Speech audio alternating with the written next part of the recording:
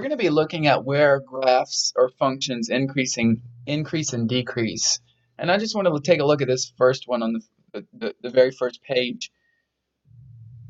We can see the graph goes down wherever I've shaded this in red, okay, and it goes up wherever it's in pink. The real question is, how do you figure out these intervals if you're just given an equation? Well, one thing I want you to keep in mind is something to do with the tangent lines. Now, we've drawn tangent lines in here, and we've seen what they look like. Can you see that wherever the graph increases, it has a positive tangent line? All right, it has a tangent line with a positive slope. This one's going to be really steep, but it's still going to have a positive slope everywhere where I draw that tangent line. And for wherever the function is decreasing, let's say right here, the slope of that line is going to be negative. Now, what is a tangent line? It's the derivative, right? So if we wanted to figure out where a graph, say, was decreasing, we could figure out where its derivative is negative, since that indicates the slope of the tangent line is negative.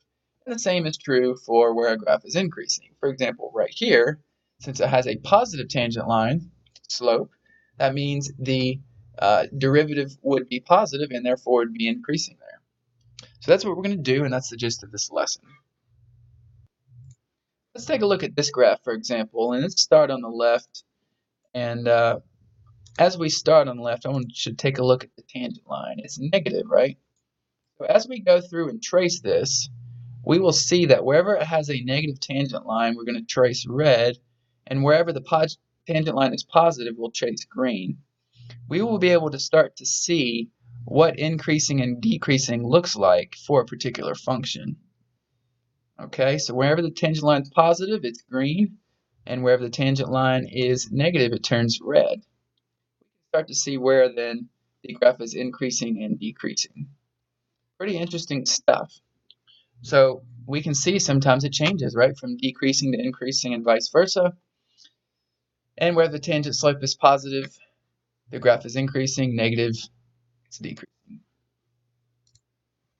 So what is true of the tangent lines for increasing intervals? The slope is positive. What is true for the tangent line for decreasing intervals? The slope is negative. A function is increasing when the derivative is positive, and a function is decreasing when the derivative is negative. So, we can start to see kind of the application of derivatives in calculus, especially when it comes to graph sketching. All right, let's read this together. A continuous function can only change directions at critical points. Now, why is that?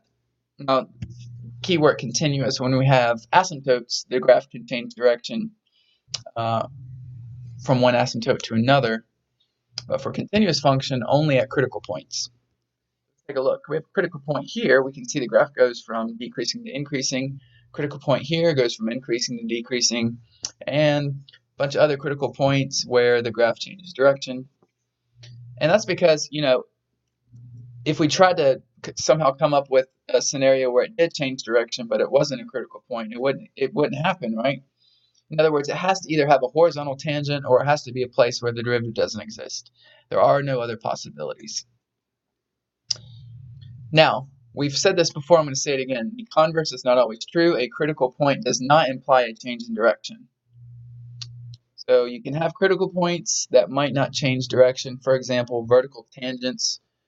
We've seen a graph like this that becomes vertical and then keeps increasing. That's a critical point, but the graph doesn't change direction there. It continues to increase.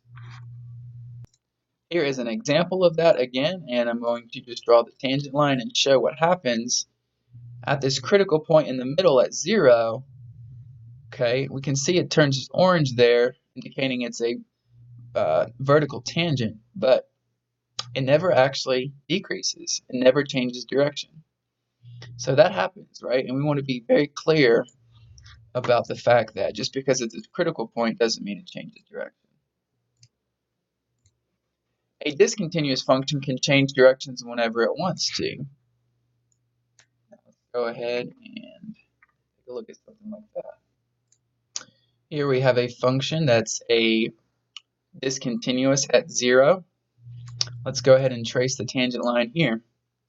It goes from increasing to decreasing, but not at a critical point. It jumps. So a discontinuous function can change direction wherever it wants to, even though it actually exists at 0, and it's actually, the domain would be all real numbers, doesn't occur at a critical point because it's not continuous. So keep that in mind. A discontinuous function can change directions whenever or wherever it wants to. That's it for the intro for critical points. Next, we're going to take a look at an example and how to figure them out. And also where it changes direction from increasing to decreasing or